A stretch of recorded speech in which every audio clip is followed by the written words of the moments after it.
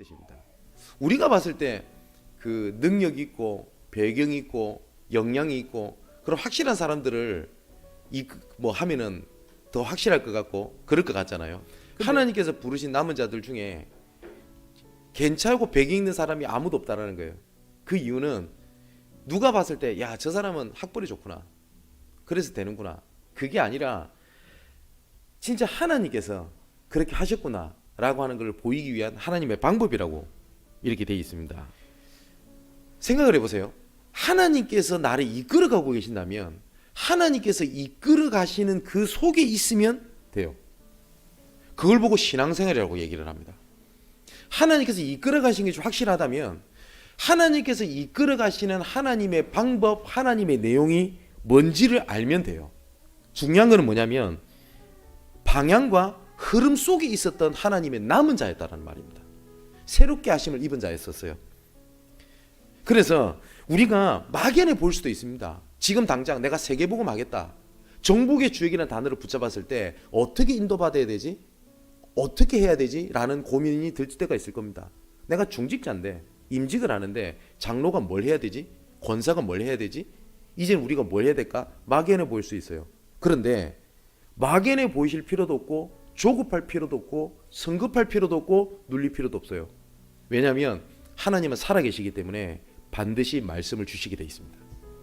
그리고 반드시 말씀을 통해서 지혜를 주시게 돼 있어요.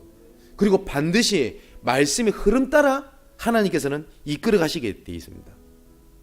그것을 사단이 알기 때문에 사단은 딱 한 가지만 막으면 돼요. 말씀과 말씀의 흐름을 놓치면 모든 것을 속이고 눈을 가리고 무너뜨릴 수 있다는 사실을 알게 됩니다. 그죠? 믿음은 뭐냐? 뭔지는 모르지만 하나님의 계획이 맞다면 가는 겁니다. 근데 문제가 생겼다? 흔들리지 않는 겁니다. 왜냐? 하나님 계획이 맞기 때문에 눈앞에 보이는 문제, 갈등이 그 언약을 무너뜨리지 않는다는 사실입니다. 그걸 보고 믿음이라고 얘기를 해요. 믿음은 잘 될 거야, 내가 잘 풀릴 거야는 믿음 아닙니다. 그런 믿음은요, 오히려 종교인들이 훨씬 더 가지고 있어요. 그렇게 아니하실지라도 하나님의 계획이 맞으면 가는 겁니다. 그리고 하나님은 반드시 말씀을 주시게 돼 있습니다. 그렇기 때문에 정말 우리 사랑하는 성도 여러분, 특히 우리 렘넌트들은 기억해야 돼요. 문제 사건이 있을 때마다 어디로 돌아가야 되냐? 말씀의 자리, 말씀의 흐름 속에 계셔야 돼요. 사랑하는 성도 여러분, 이런 생각이 들 수도 있을 겁니다. 꼭 하나님께서 그렇게 해야만 하시냐? 그건 저도 모르겠어요. 근데 하나님은 분명히 나를 이끌어 가고 계시는 겁니다.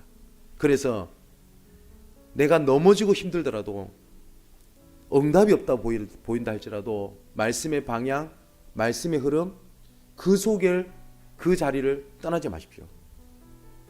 자, 우리가 우리 수준으로 안 되기 때문에, 정말 이걸 우리가 알고 있을 거예요. 근데 우리 수준으로 안 되고 우리 힘으로 안 되기 때문에 하나님께서는 보좌의 축복을 함께 하시겠다고 약속을 하신 겁니다. 하나님께서 믿는 자들에게 시공간을 초월하는 하나님의 보좌의 축복을 주시겠다고 약속을 하신 겁니다. 하나님께서 믿으니까 열심히 해라, 믿으니까 최선을 다해라, 믿으니까 해봐라고 말씀하신 게 아니고, 믿어도 너희들이 못할 거 내가 알고 있으니까, 연약한 거 알고 있으니까 보좌의 축복으로 내가 함께 하겠다라고 약속을 하셨는데, 그 증거로 우리가 기도할 때 우리가 어느 순간이든지 하나님의 뜻을 이루는 천군을 보내서 우리를 보호하시겠다고 약속을 하신 겁니다. 그리스도면 된다. 그리고 그리스도만 말하자. 이게 제가 여기 계신 분들과 현장에서 할 수 있는 유일한 길입니다. 저는 부족하기 때문에 다른 걸 하려고 하면 그리스도가 약해질 것 같더라고요. 사랑하는 성도 여러분, 그리스도면 됩니다. 그리고 그리스도면 충분합니다.